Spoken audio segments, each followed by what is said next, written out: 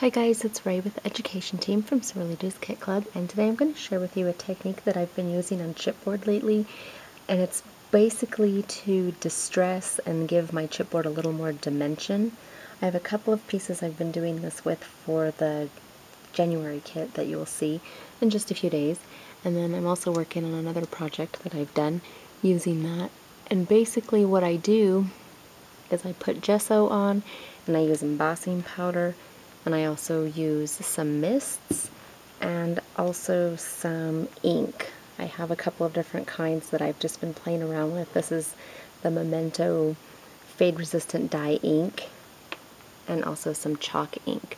So I basically picked out colors that are pretty much from the same color family, green, because I'm going to be using this piece right here. This is a Blue Fern Studios Vine Corner, Ornate Corner I think it's called. And what I do is I just start by using some gesso, and I have a pretty soft brush, and I'm not looking to get this on evenly, because the more dimension it has, the more distressed it's going to look when I start adding all of this different media on there. So that's all the gesso that this needs. And it's not even, and I did actually miss a couple of spots, and that's okay because it's just going to add to the character of it. So I'm going to put it inside of my glitter tray, or my embossing tray. And I'm just going to randomly put some of this in, just kind of tapping. I'm not going for any sort of pattern here. And in fact, I'm going to be using such a minimal amount that I'm not even going to pour it back in.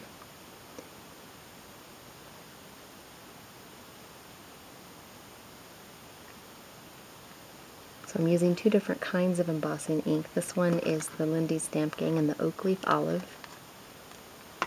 And this one is also Lindy's in Orbit Gold, Orbit Olive Gold. So two different colors of greens, two different shades of greens rather. Alright, and that's all I need on there for the embossing powder, so I'm going to need to hit that with a heat gun. So I finished drying this with the heat gun, and so now I've got some shiny parts, and it's very light green. Both of the embossing colors that I have that are green are very light, but that's okay because I'm actually going to take some darker mist and put it on there. And now that the gesso is completely dry, I'm just going to use two different colors of mists on here.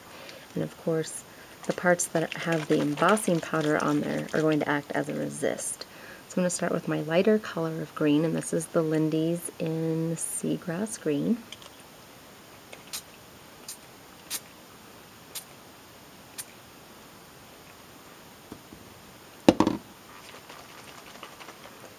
And next I'm going to use English Ivy Tattered Angels Glimmer Mist.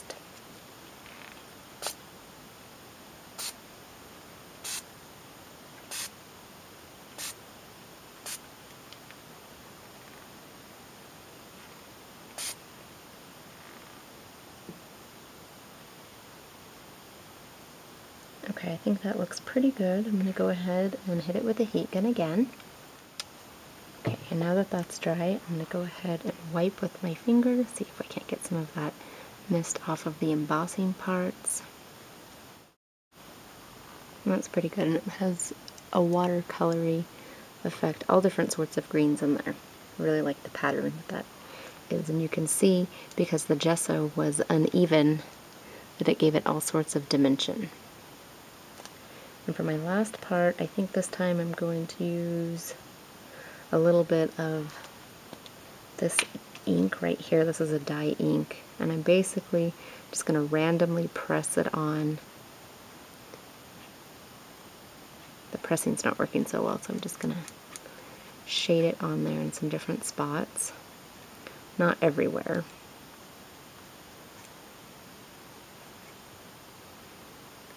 And then if it was too green, I could just take some brown distress ink on here, or some Paper Soft in brown to make it more dull.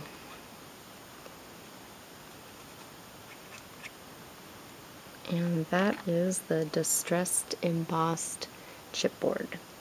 So let us know what you think, and thanks for watching. Be sure to go to swirlydoos.com and check out our forums.